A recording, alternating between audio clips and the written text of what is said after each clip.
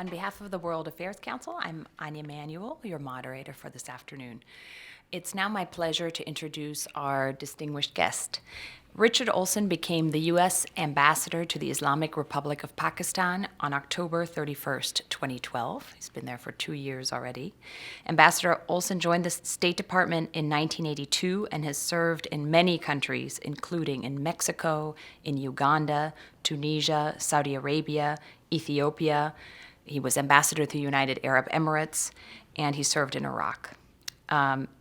He also was most recently the coordinating director for our development and economic affairs at the U.S. Embassy in Kabul, and he was ambassador to the UAE and deputy chief of mission at the U.S. mission to NATO. He's a member of the Senior Foreign Service, the class of Minister Counselor. Ladies and gentlemen, please join me in welcoming Ambassador Olson for a conversation about the future of U.S.-Pakistan relations. What I'm going to talk about today is what the future holds for America's relationship with Pakistan. And before we start to think about the future, we need to deal with the past, since this relationship, like all relationships, is shaped by what has already happened.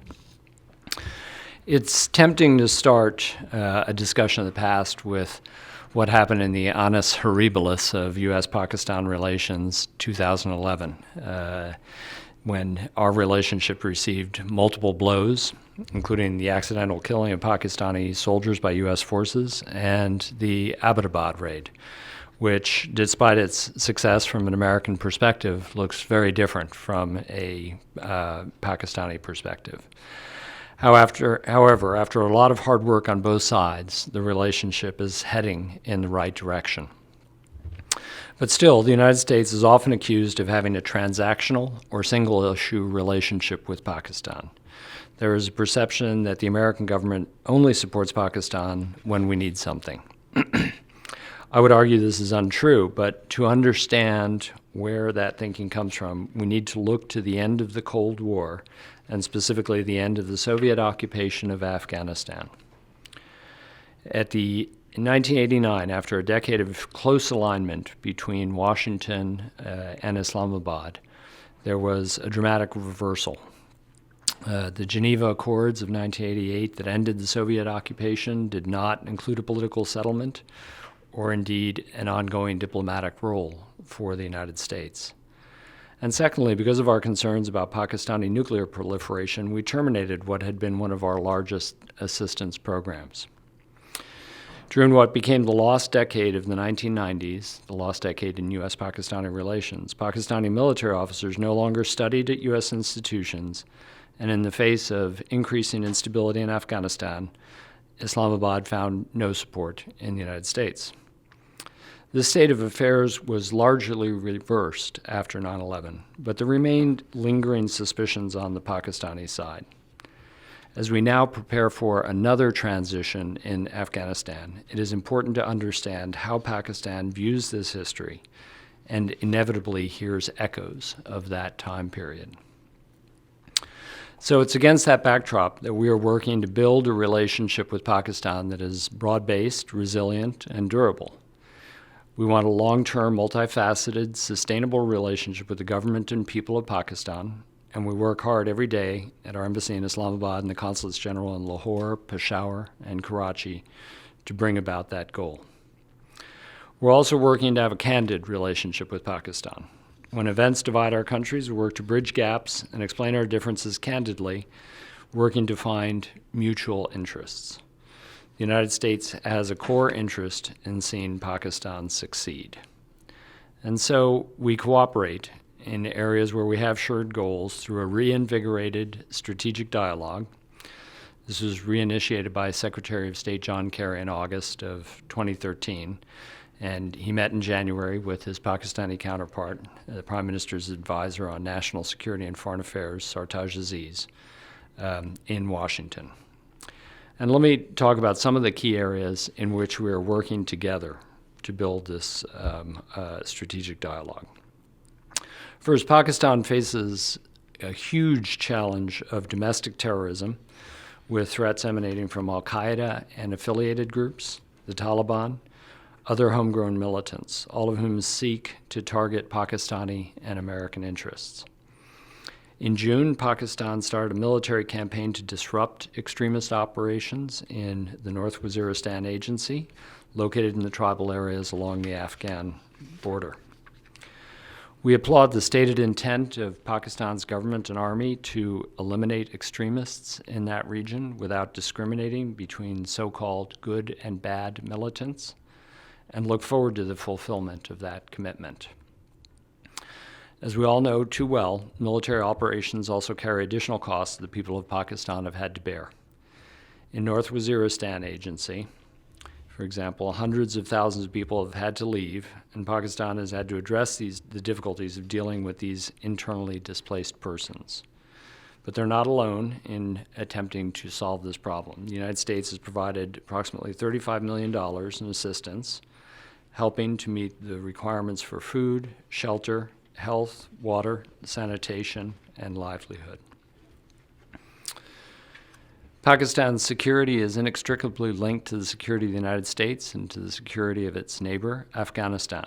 Of course, Afghanistan's success is a key foreign policy objective and an area of close collaboration with Pakistan. Now that there is a political agreement and a national unity government in Afghanistan, which Secretary Kerry has termed a moment of extraordinary statesmanship, Afghanistan and its people can move beyond political uncertainty and grow their democracy. Pakistan has a huge stake in Afghanistan's future and can play an important role in building stability and prosperity. We support both Pakistan and Afghanistan as they work to improve border coordination, which will support critical counterterrorism and counter-narcotics efforts.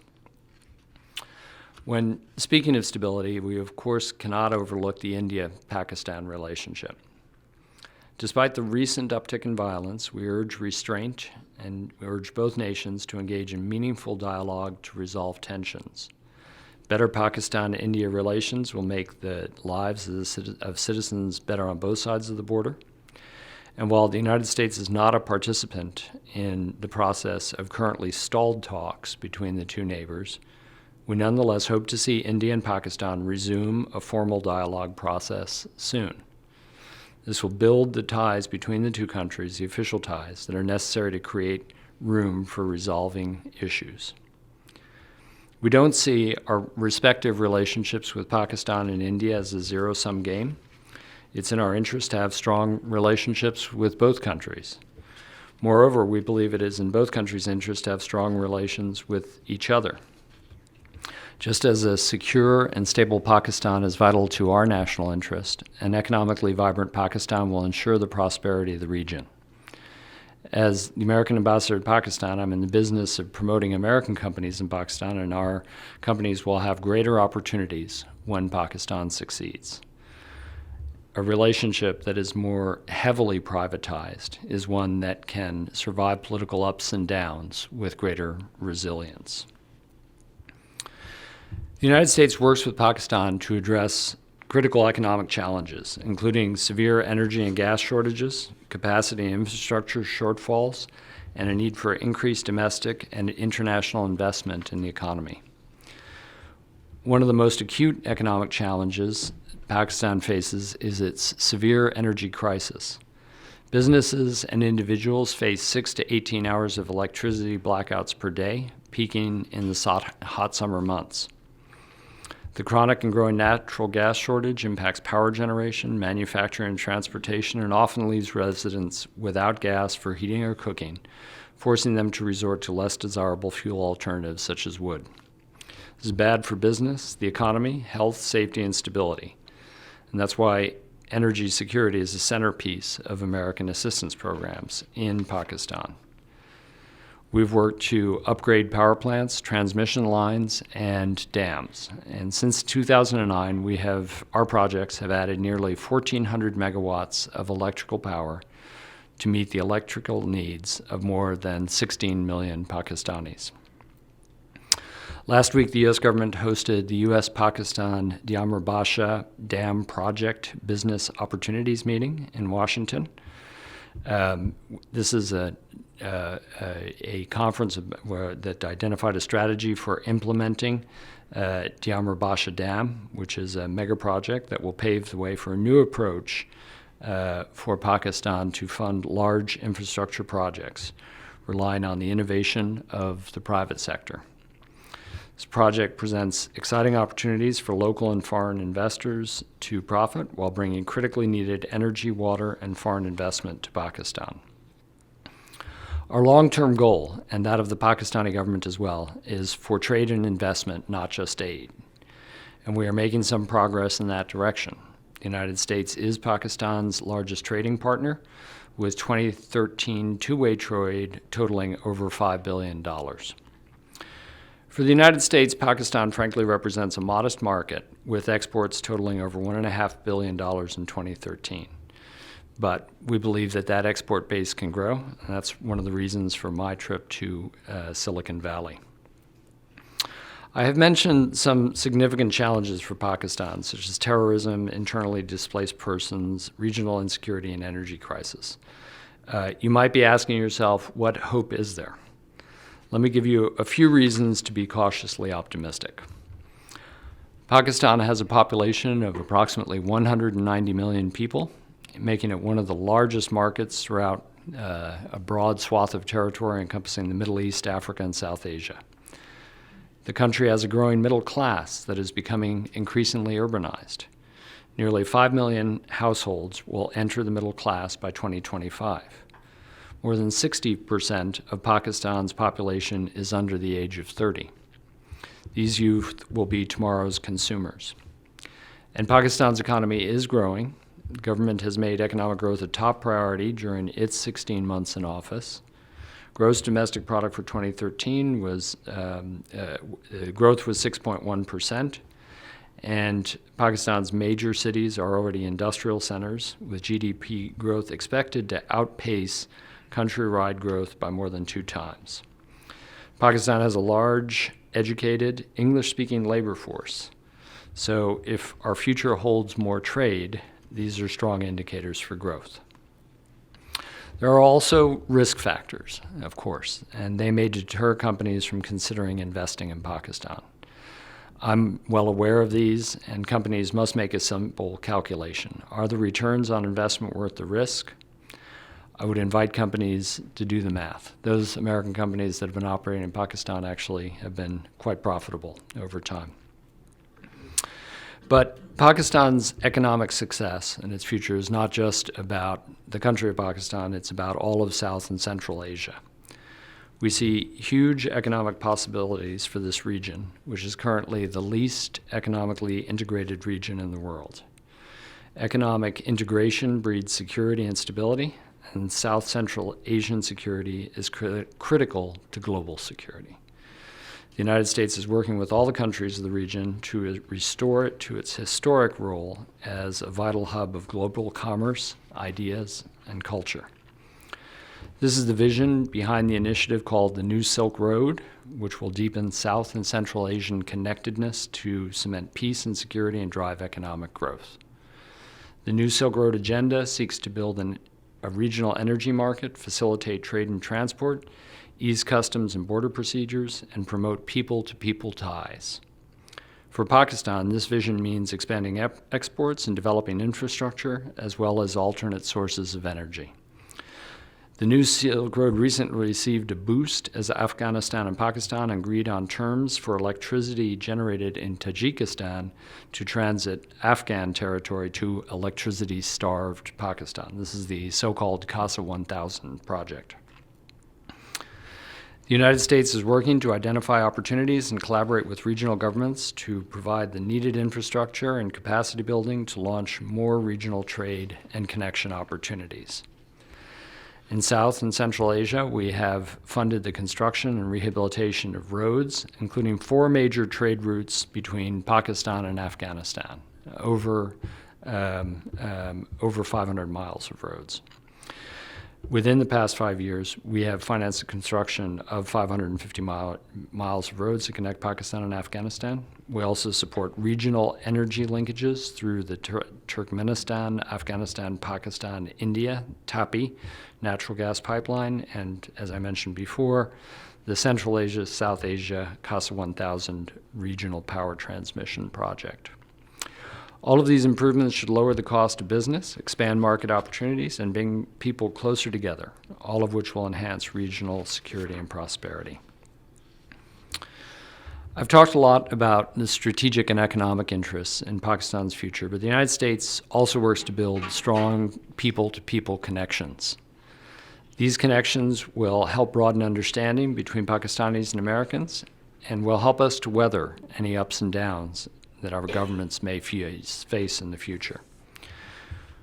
One of the best kept secrets of U.S. foreign policy is our academic exchange programs, and we invest more in the Fulbright program in Pakistan than in any other country in the world. We have established 16 university linkages between prestigious institutions in Pakistan and the United States.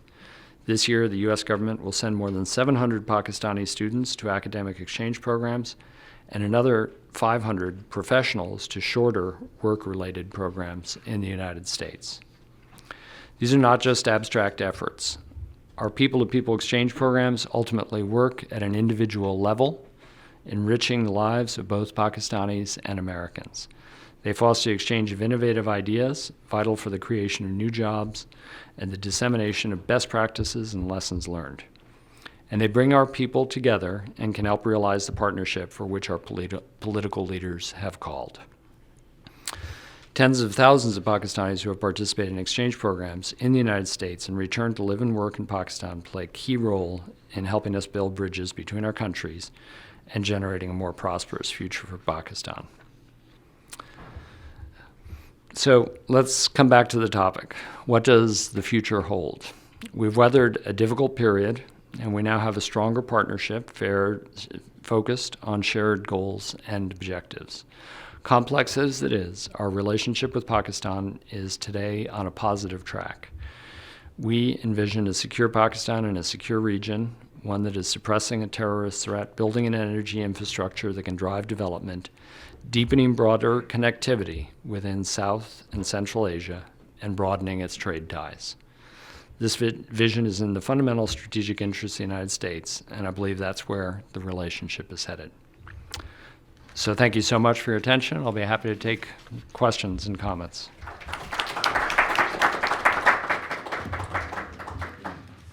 Thank you for those remarks. We have a lot of questions from the audience, and what I think I'll do is start by asking you a few that relate to Pakistan's internal situation and then move kind of to the neighborhood. So Nawaz Sharif was elected with great fanfare and hope in May 2013. It's a democratic handover in a country that hasn't had a lot of democratic handovers. How is he doing? Is Pakistan improving? Do you think there's reason for hope? Yeah, so good question. I would say, first of all, it is really important to start by recognizing the significance of the transition that took place in June of 2013. Pakistan, in its 65-year history, has been under military dictatorships for roughly half the time. And this was the first successful civilian transition from one civilian government to another. This means that what Pakistanis call the democratic dispensation has been largely consolidated, and that Pakistani politics are a bit more predictable. In terms of how the government has been doing, I mean, in political terms, of course, that's up to Pakistanis and not for them to decide and not for the U.S. government. But I would make a couple of observations. First of all, I think the government has taken very seriously its commitment to dealing with the 4 E's that they identified when they came in, that is education, economic growth, energy, and dealing with the threat of extremism.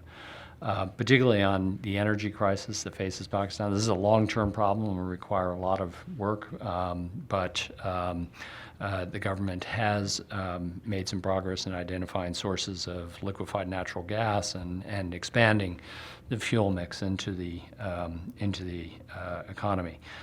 On the economy, more broadly, the government has gotten Pakistan on an IMF program, and it is still on an IMF program. It's under, I think it's fourth or fifth review right now, or shortly.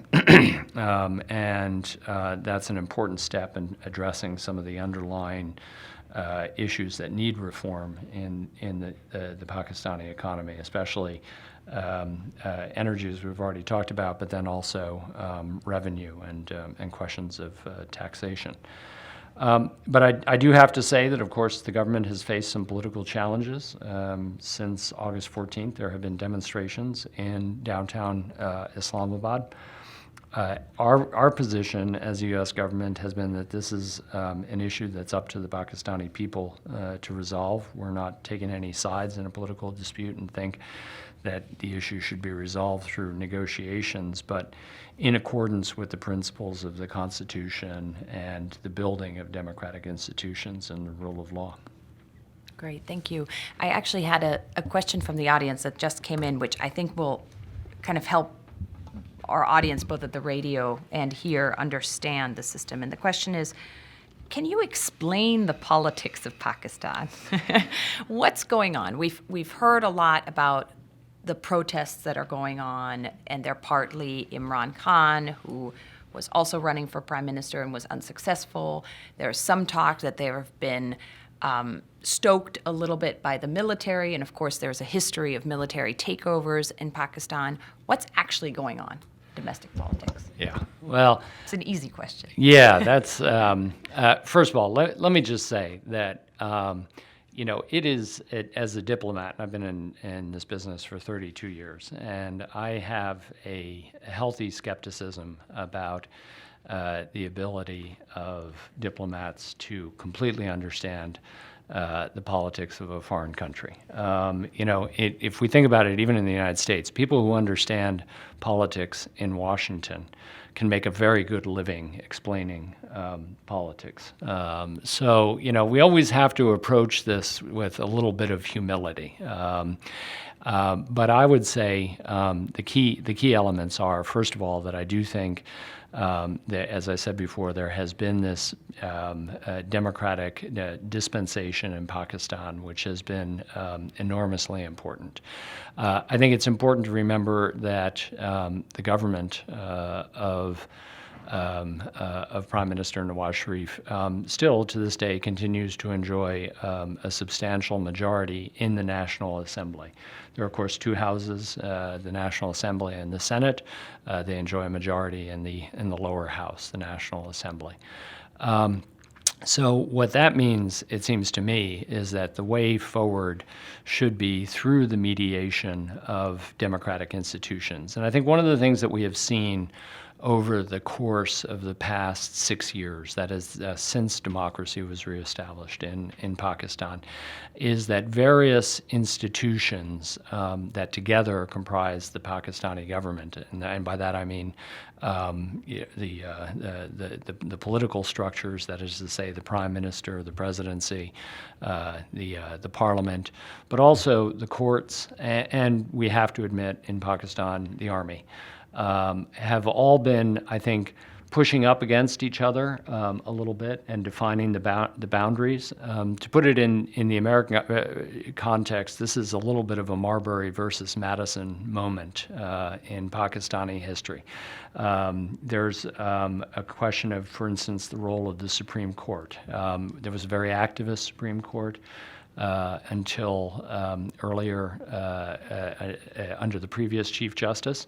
And I think that is now coming to some kind of equilibrium. And I think all of these institutions are finding their place, and I think that's a normal process in the development of democratic institutions. If we look at where the United States was 6 years into our own democratic history, we would realize that it takes quite a bit of time for these changes to come about. Thank you. I'm going to move a little bit to the U.S.-Pakistani relationship, which you've already talked about in some detail, but I want to press you a little bit. Sure. Several years ago, Kerry Lugar Berman put together a pretty substantial aid package for Pakistan that included a lot of civilian aid, where previously our aid had been very heavily on the military end of the spectrum. As that funding runs out and we're drawing down what we're doing in Afghanistan, and you're particularly well placed to speak to this since you were managing our massive aid program in Afghanistan. How do you see this happening? Is there going to be a repeat of 1989, 1990, where this region of the world feels abandoned, or are we going to stay the course? Yeah, well, that's an excellent question. First of all, on the question of Kerry Lugar Berman, this was an authorization, which I think we've just passed, actually, the 5th-year anniversary of the Kerry Lugar Berman initiative. And I think we have a number of things that we can point to that have been successful in Pakistan during that period. I mentioned the main ones in my speech: 1,400 megawatts of electricity added to the Pakistani national grid, 550 miles of roads that connect Afghanistan and Pakistan, and a lot of relief efforts, including after the devastating 2010 floods, and substantial work also in the government of Pakistan to be able to extend its authority into the tribal areas. But on the broader question of engagement, I think this is a hugely important question. And we could spend probably a lot of time on this, but I think there is a real risk in us repeating what I think in retrospect were the mistakes of the period 1989 and 1990. I think in many ways we sowed some of the seeds of what later happened on 9/11 through our disengagement from this critical region. I know that the American people are tired after 13 years of conflict. I can tell you, as someone who spent time in Iraq and Afghanistan during that period, I am personally tired of those long conflicts.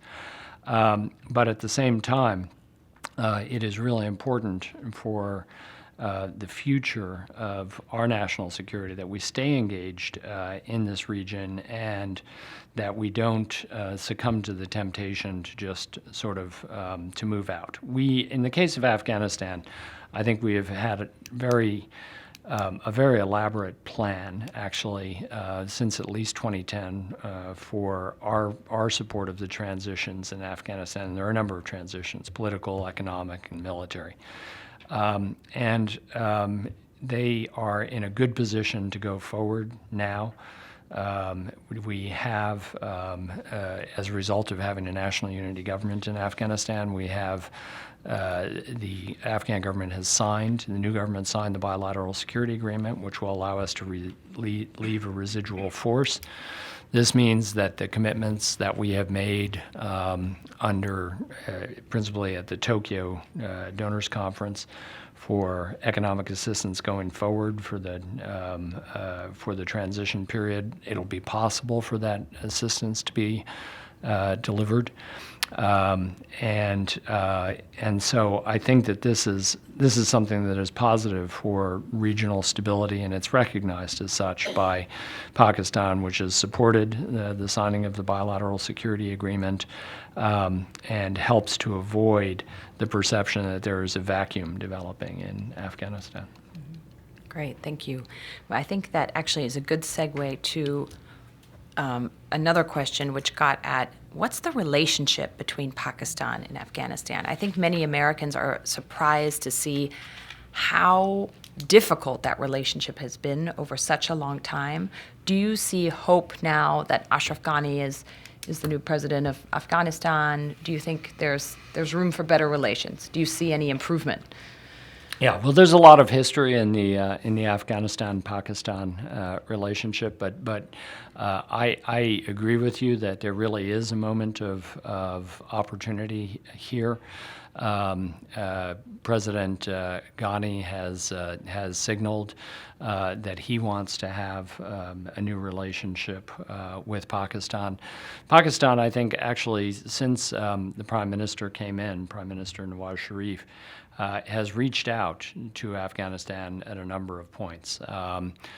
Prime Minister Sharif reached out early to President Karzai, invited him down to Islamabad, and has made a real effort to address some of President Karzai's concerns about Pakistan. And of course, we cannot ignore the question of cross-border militancy. And in that regard, I think that one of the other reasons, in addition to the new Afghan government, one of the other reasons that there's possibly a window of opportunity right now is that Pakistan has taken action against the militants in North Waziristan Agency. And this is the locus of much militant activity directed not just against Pakistan, but also against Afghanistan. And as I said in my remarks, the government has committed to dealing with all of the militants that it finds within North Waziristan. And we look forward to them fulfilling that commitment, which will, I think, again, facilitate an improved relationship with Afghanistan. Mm-hmm. Great. Let's stay on the tribal areas for a moment. I know you talked about what the Pakistani government is doing in North Waziristan Agency. Do you see any difference in how the tribal areas are governed? And it may actually be helpful to step back a little bit and talk about why they're so different and why they're so ungovernable, if you will. Do you see any different, and has there been any difference in both how the Pakistani government is doing it? And then another question is, has there been any improvement in U.S.-Pakistani relations on this specific issue? Okay. And then a third one's on drones. So we'll just ask them all. All right. I'm not quite sure I got your second question. I get sort of the question of FATA governance, but yeah. FATA governance. Right. What's the Pakistani government doing in the tribal areas? Yeah. And then how is U.S.-Pakistani cooperation? Right. And of course, a key part of that is we continue to do these drone strikes, and the Pakistanis protest every time we do them. Right. Is that situation getting any better? Okay. So, first of all, on the governance of the tribal areas, just for a little bit of background for the group, the British, when they were running India, including what is now Pakistan, had a separate legal regime for the tribal areas. Pakistan inherited that regime and continues to operate on that basis. So even though, so what that means is that the federally administered tribal areas, or FATA, this famous area that we all have become familiar with over the past decade plus, operates in many ways outside of the purview of the Pakistani constitution. So there is, for instance, the frontier crimes regulations, which govern the administration of justice in the tribal areas and places a great deal of power on the political agents who essentially, as they did in the colonial era, are able to operate as, for instance, judges in various forms of dispute. So I think that there is probably a long-term question about governance in the tribal areas. I think it's going to be up to the government of Pakistan and the people in the region to decide how and if they are going to reform this system. I would say, as a friend of Pakistan, it probably is something that needs to be at some point on the agenda. But in terms of what the Pakistan government is doing right now, it faces much more immediate challenges. And essentially, those challenges are reestablishing the authority of the Pakistani state throughout the tribal areas. There are 7 agencies in the tribal areas. 6 of them have already been cleared by the Pakistani military, and the 7th one, North Waziristan, has been the object of military operations since June 15th of this year.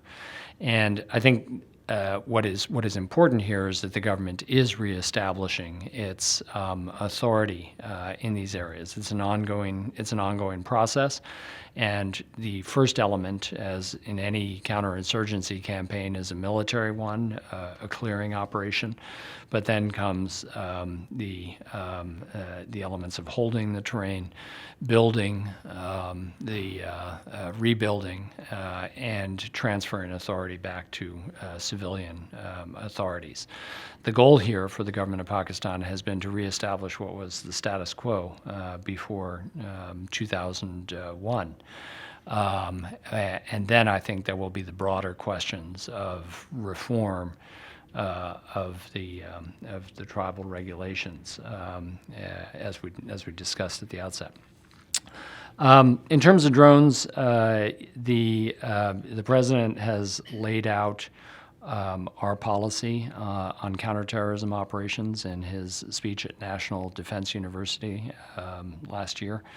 I think I'd have to refer you to that general statement of policy. We don't talk about specific operations, specific counterterrorism operations, except to say that, as the president laid out, we only take actions when we feel there is a direct threat to our national interest, and it can't be addressed through other ways. Great. Thanks. Actually, there's one interesting question here that gets right to this, and that's, what are the big misunderstandings between Pakistan and the U.S., and what are the misconceptions that each country has about each other? You see it from both sides, including the sometimes colorful Pakistani media. Yeah. Well, I think that there are misconceptions that have grown out of the history of the relationship between the two countries, and I talked about the period 1989-1990, which I think is enormously important. I think that if you look back even further, there has been kind of an up and down element to the U.S.-Pakistan relationship over time.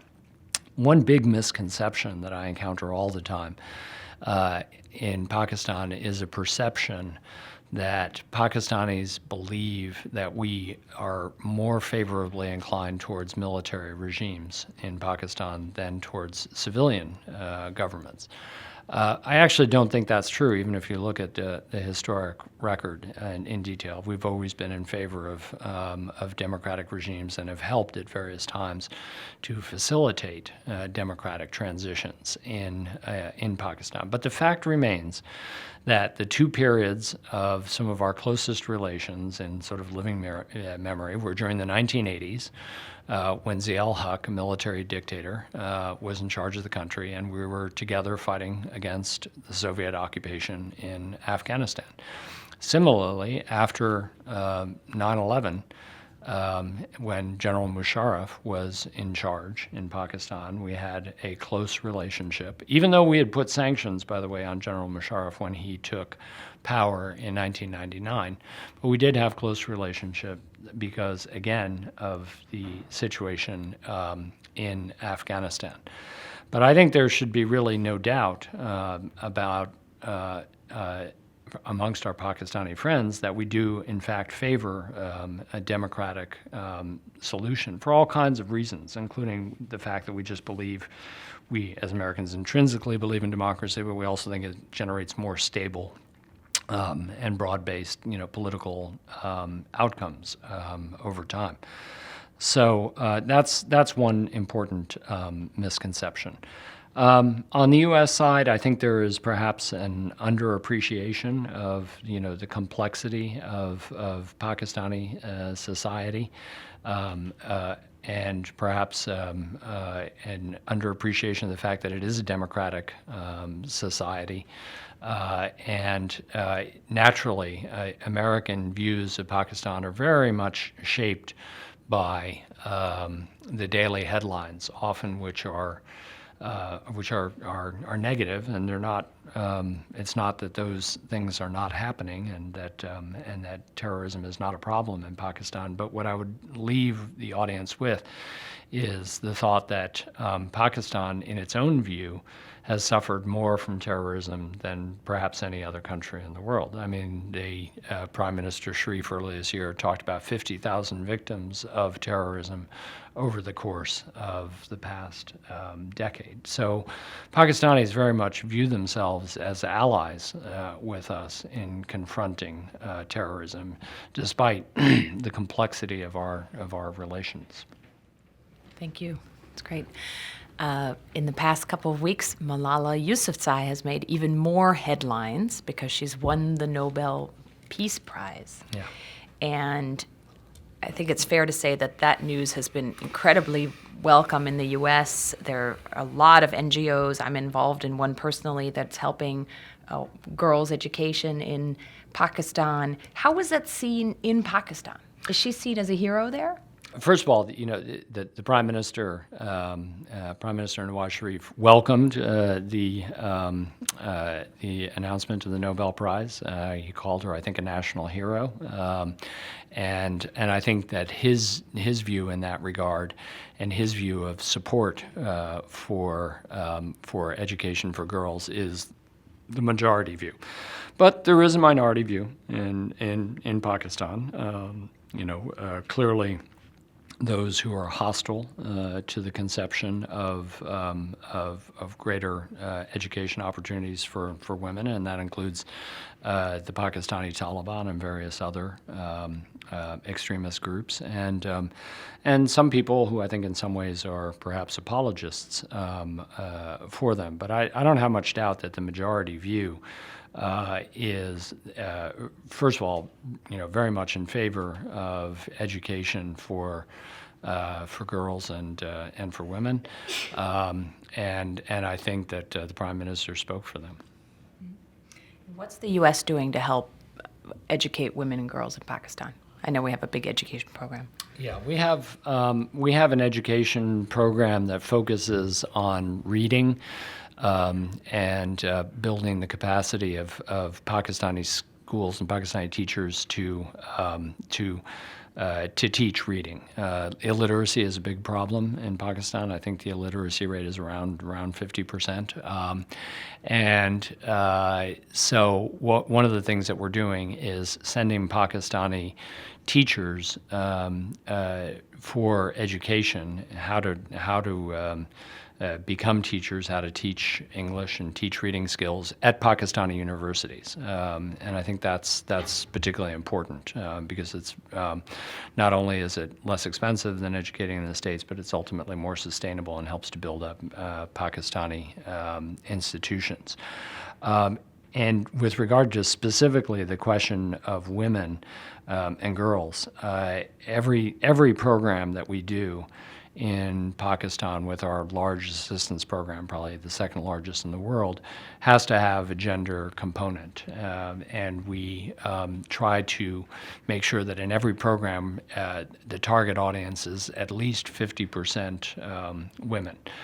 We don't always reach that goal. It's hard, but it's something that we take seriously, particularly on the exchange programs that I mentioned in my remarks, Fulbright program, people coming here. We try very hard to always assure that we're doing a 50-50 gender balance. Great. Now, we've talked about Afghanistan. Let's now move to Pakistan's east, to India. Again, you have a new government in India, Modi. You've had some very good statements coming from both sides, but still continued sort of scuffles up along the line of control in Kashmir. What do you think is happening there, and do you see that trend as being positive? And actually, can I ask you also, in addition to the security relationship between Pakistan and India, can you talk about the trade relationship, which has basically been non-existent since partition in 1947, and there are sort of inklings that it may be reviving over the past few years? Right. So, there have been some encouraging developments, as you say. I mean, there is, with the Modi government, you have a government in India that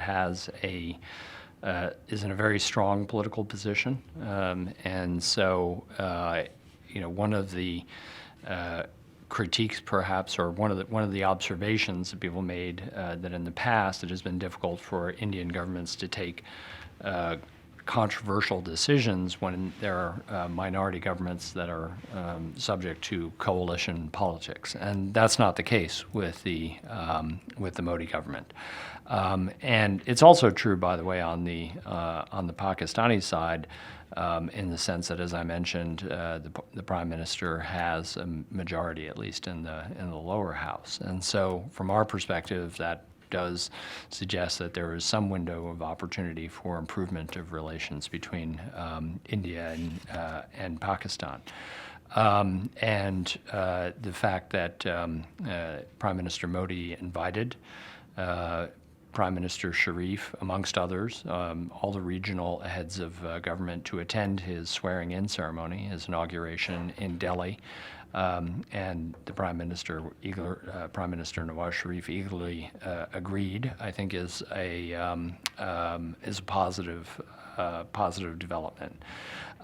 Since then, it has gotten a little more complex. Unfortunately, the dialogue between the two countries is a formal dialogue called the Composite Dialogue that was negotiated a number of years ago, addressing a whole range of issues between India and Pakistan. It was suspended essentially after the Mumbai attacks, and there have been talks suggestions over the years for ways to revive it. The India and Pakistan agreed during the Prime Minister Sharif's visit to Delhi, that they would resume talks at the level of the Foreign Secretary, which is the number 2 in their system, in the Foreign Ministry. And unfortunately, that broke down. The Indians canceled those talks over the Pakistani embassy meeting with Kashmiri activists in Delhi. And as you said, there have been clashes along the so-called working boundary between Jammu and Kashmir and Punjab. So our view on all of this is that we think that the dialogue should resume. We think that the issues that divide the two countries should be addressed bilaterally. And with the scope and the pace of the talks determined by the two countries, but we're in favor of those talks resuming. You asked specifically about trade. First of all, I think the reality is that trade is growing between India and Pakistan. Through Dubai. And the question is, yes, and the question is whether the governments will take advantage of what is an economic reality. And I think, the topic that has been on the table, or the proposal that has been on the table, is for Pakistan to agree to non-discriminatory market access for Indian goods. We're all in favor of increased trade between the two countries, and we think that moving on non-discriminatory market access would be a great idea. They're just not there yet. Not quite.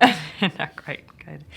So we've talked about Afghanistan and India. There's one other big giant that plays a real role in this region, and that's China. And historically, Pakistan draws closer to China when it feels a bit rejected by the U.S. China's been quite active in Pakistan recently, including helping them to build a port at Gwadar, helping them with their civilian nuclear program.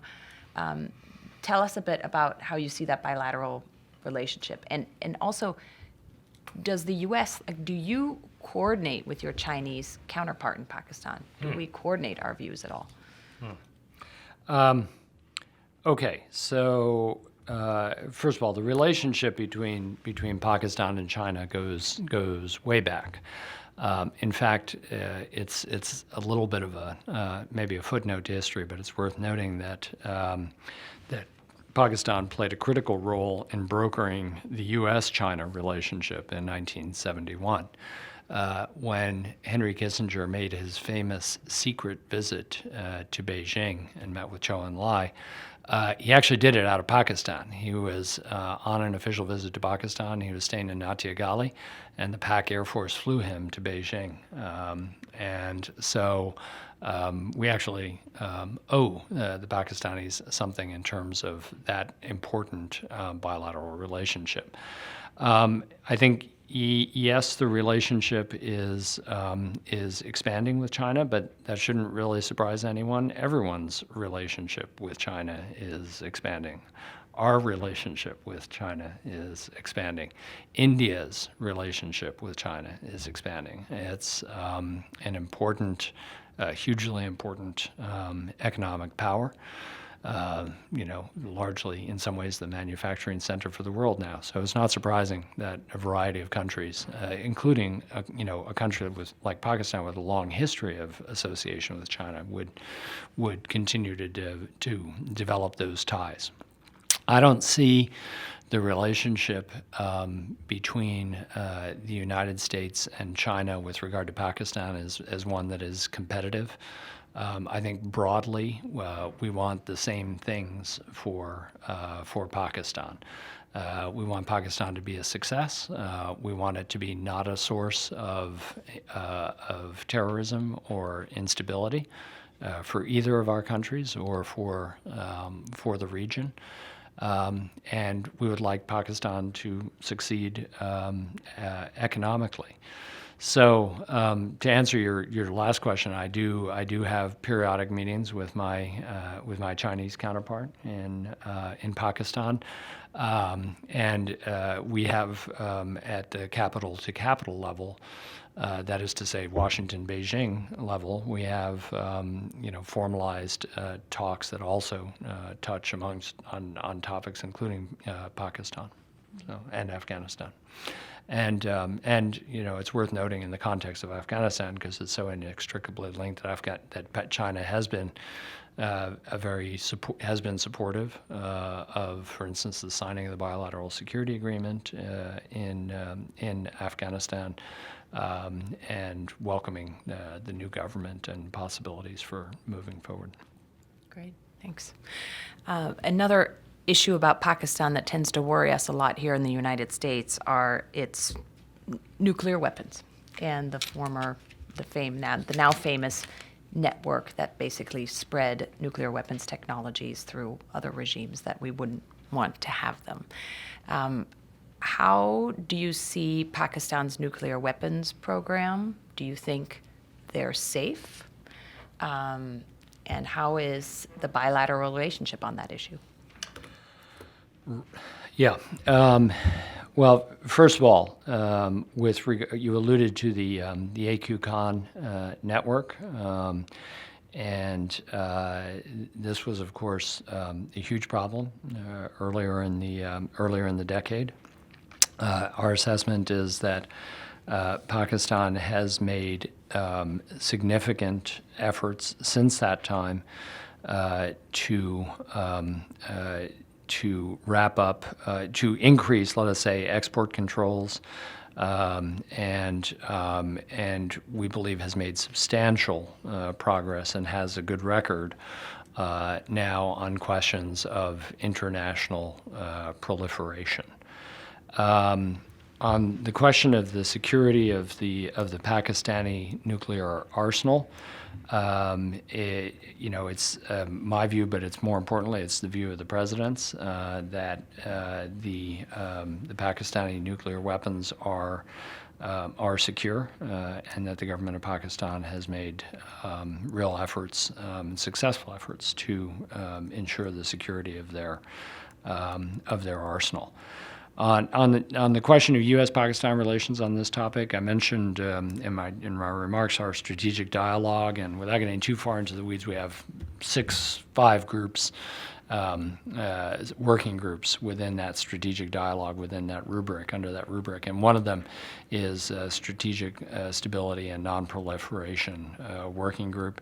So we engage at the level of our Undersecretary for Arms Control, Undersecretary Rose Gottmuller, and her counterpart, the Foreign Secretary in Pakistan, and we discuss a full range of issues regarding non-proliferation and nuclear security.